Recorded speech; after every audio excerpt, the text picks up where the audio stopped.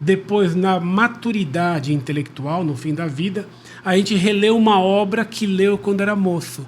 A gente relê agora, longe do entusiasmo da juventude, né? Então o professor acaba com o livro aí, que é o Corão, da TFP, do Instituto Plínio Correia de Oliveira, e Arautos, do Evangelho. Aproveita e comenta dos outros dois. Isso, eu não queria encerrar, Marcelo, sem falar do principal livro, a principal obra do professor Orlando. Todos aqui que são alunos do professor Marcelo conhecem, porque ele sempre recomenda.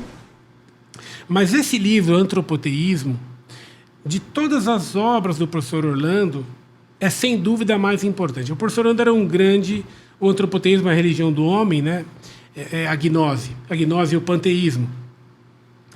O professor ele se aprofunda nesse assunto na década de 70, quando ele tirou uma licença do colégio, até por pressão da TFP, e ele ficou alguns anos em casa, isolado. Mas vem. Por favor. Ele ficou em casa isolado e com uma licença remunerada do Estado. Então ele estudava muito. Ele não podia mais dar aulas. Vinham 3 ou 4 alunos apenas na casa dele. Inclusive os alunos diziam: professor, por que o senhor estuda tanto? O senhor não pode ensinar, não vai poder escrever. Ele dizia: um dia isso vai ser útil. E é aqui que ele vai conhecer a fundo toda a questão da gnose, do romantismo, da cabala. E o professor não parou de estudar esse assunto para ele, vai estudar isso até o fim de sua vida.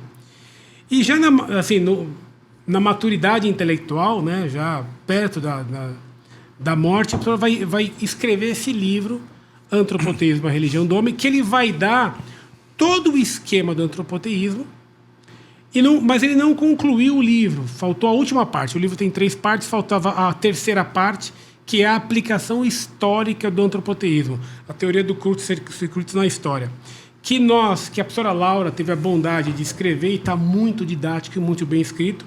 E nessa nossa edição da Foz Carmélia Edições, você tem um livro completo com essa parte final escrita pela professora Laura.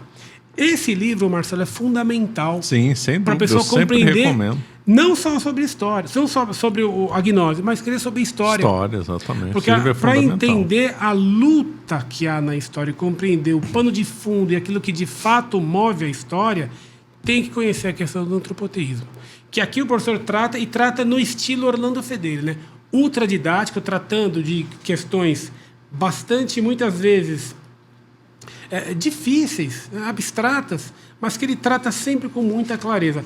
É um livro que eu recomendo que leiam inteiro e que depois também torne-se um livro para consulta, porque ele, de fato, trata aí, de forma muito clara, da gnose.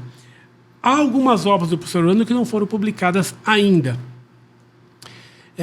Uma delas é o livro de Pio XII, sobre o qual já comentamos. Uma outra é a biografia, que, com a ajuda de Deus, pretendemos publicar. E há um outro livro, Marcelo, que eu comentei na minha aula, que era um livro que era difícil de publicar, e teve gente que escreveu para nós, falei: puxa, mas que livro é esse? Por que é difícil? Eu aqui, então, vou dar um spoiler, é uma coisa que a gente nunca comentou. Eu vou comentar pela primeira vez aqui. É um trabalho que ele está ongoing, mas ainda está longe de ficar pronto. Para vocês terem uma ideia aqui como era o professor Orlando como professor, né? Ele, na década de 70, ele fazia algumas reuniões com alunos para tratar de arte. E como eram essas reuniões? Não só ele falava, os alunos estudavam, eles combinavam temas, se reuniam, as pessoas traziam o que tinham estudado e escreviam a respeito, com o intuito de publicar um livro. Então, tratavam o mote do livro, que é o fio condutor do livro, é a coruja e o rouxinol. Né? Claro, isso ele comentava muito sobre isso. Que é o dilema, claro. Filosofia ou arte. Né? E ele diz no livro, eu fico com os dois, né? Com a coruja e com o rouxinol.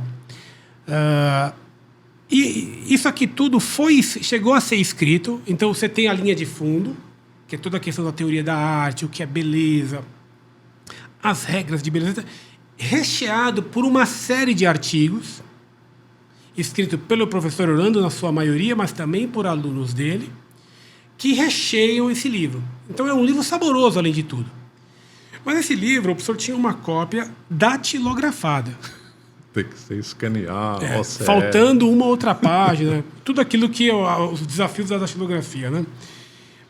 E recentemente nós fomos até procurados por um desses antigos alunos do professor Orlando, falando que um dos membros daquele grupo pensou em publicar isso aí.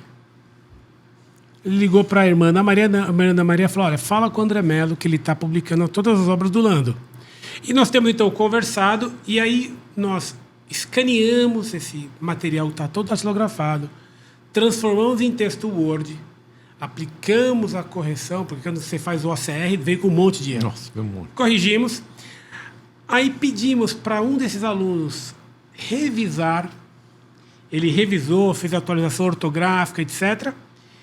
E ele falou... Aí um dia ele me ligou, falando: André, achei nos meus arquivos aqui em casa outras apostilas do Coruja Rochinol. Porque na época da datilografia, Marcelo, você tinha que... Você melhorava o trabalho, tinha que redatilografado inteiro. Não, era impressionante. A gente não vê como era muito mais trabalhoso escrever naquela época. E o que ele fez? Ele aproveitou e leu aquilo que ele tinha e que não estava, fez a interpolação. Então ele me devolveu o trabalho, vamos dizer assim, enriquecido com aquilo que não havia.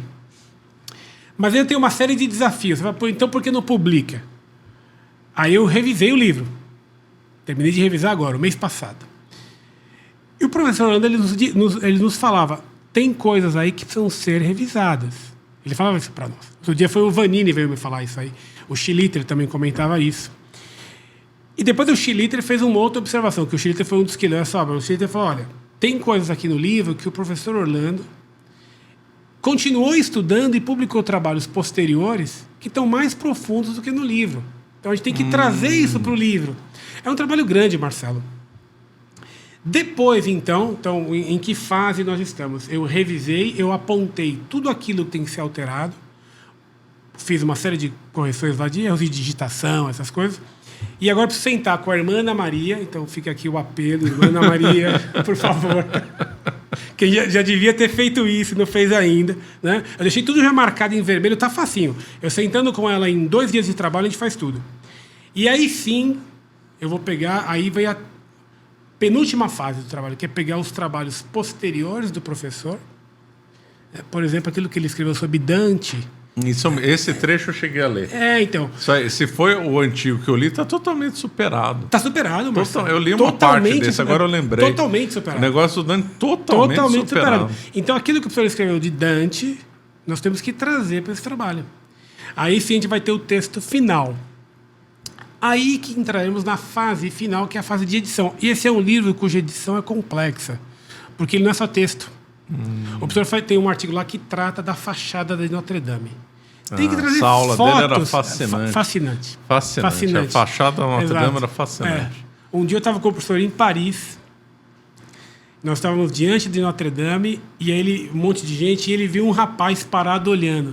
Ele foi até o rapaz e falou: bonito, né? Aí ele falou: você sabe por que é bonito? Falando com o rapaz em francês. Falou: não. Falei: você está vendo isso aqui, ó? Olha essa medida aqui. Se você dividir essa por ela, dá 1,618. O número de ouro. Olha aqui, tá vendo isso aqui? Olha essa proporção. Então é por isso que é bonito, porque ela tem proporção. E foi explicando toda a questão. A fachada da Notre Dame é inteira com o número de ouro. Inteira com o número de ouro, exato. Isso que você falou, o professor não perdia viagem. Se ele encontrava um fulano lá meio interessado, ele já conversava com o outro. Para ele, o que ele queria era dar aula. Era dar aula. Exatamente. Ele tinha que falar com pessoas, né?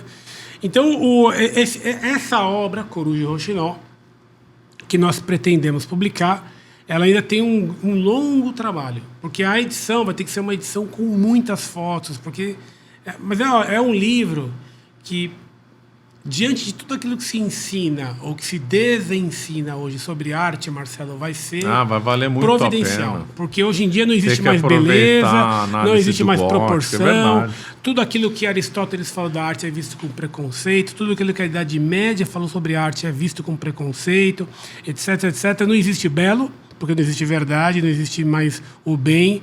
Então, e aquilo ali o professor trata de uma forma, Marcelo, mas muito clara. Então, vai tratar as características do ser, e como é uma coisa bonita, o problema do feio. Ele falava muito do uno, do bono, do pulcro. Isso tudo ele vai tratar. Então é um livro, me parece, esse aqui, que em conjunto com o de Pio XII e o da biografia vai fechar esse conjunto de obras do professor que a gente tem publicado muito bem, né? Depois haverá outras coisas que a gente pode publicar, mas aqui vão ser coletâneas, né? Coletâneas, etc. O que a gente tem aqui para fazer, acho que vai contribuir, são esses 3 livros. Há algumas aulas do professor Orlando inéditas. Essa semana até quero fazer aqui o agradecimento, o doutor Daniel, de Juiz de Fora, grande amigo nosso, me mandou aulas do professor Orlando, que deu em 2008 em Juiz de Fora. Maravilha. São 10 aulas gravadas, tem o áudio, não tem o vídeo, né? Uma delas, o doutor Daniel transcreveu, tem o texto Word inteiro da aula transcrita. Então, um negócio super rico. Temos uma aula também de Santa Joana d'Arc, essa filmada, muito bem filmada, aliás. É uma pena que era fita, no final acabou a fita e no final da aula não tem. Mas essa aula a gente está aguardando, a gente vai publicar, está só esperando um momento, porque nós vamos publicar uma biografia inédita de Santa Joana d'Arc, até aqui é outro spoiler, e nós vamos fazer coincidir a publicação da aula com o livro. Ótimo. Né? O livro Eu me lembro do professor Orlando da aula de São Paulo, aposto. Você se lembra disso? Alguém registrou, gravado? Você viu alguma coisa disso ou não? Marcelo, eu assisti essa aula. Eu acho que foi dia 25 de janeiro de 92. Não, esse eu conheci o professor Orlando de 93. Era dia de São Paulo e ele deu uma vida de São Paulo. Uns 2 ou 3 anos depois, em 95, 96, 97, ele deu aula de São Paulo. Foi mais de um dia de aula. Foi impressionante. Isso aí tinha que estar em algum lugar. Isso aí era muito interessante. Tem uma aula no canal Flávio Carmelli que ele trata, naquele curso de História da Igreja, tem uma aula sobre São Paulo. Não é tão longa, claro, né? Mas o áudio está um pouco sofrível em alguns momentos. Aqui até aproveito para explicar. Algumas pessoas escrevem para o canal criticando. Não tem como, né? Falam assim, olha, já existe tecnologia para resolver. A tecnologia ajuda muito. Né? O Marcelo Matos, que é nosso técnico em áudio, né? Ele usa a ferramenta, ele entende de áudio, ele recupera. Mas não dá. Uma vez eu conversei com pessoas dessa área e falaram, chega uma hora que você vai limpar o áudio, você tira a voz do locutor. Não dá para fazer milagre. Exato, né? Não dá para fazer milagre.